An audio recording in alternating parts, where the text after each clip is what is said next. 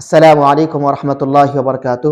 خواتین و حضرات، سیدنا ابو ہریرہ رضی اللہ عنہ کا بیان ہے کہ رسول اللہ صلی اللہ علیہ وسلم ایک مریض کی عیادت کے لیے تشریف لے گئے تو آپ صلی اللہ علیہ وسلم نے مریض سے فرمایا، تم خوش ہو جاؤ۔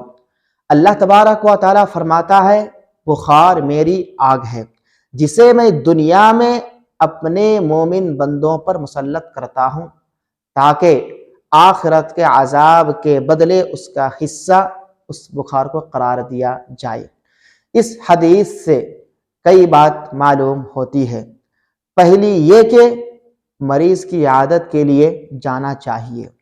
دوسری یہ کہ مریض کی ہمت افزائی کرنی چاہیے، اسے قرآن و حدیث کی روشنی میں خوشخبری سنانی چاہیے۔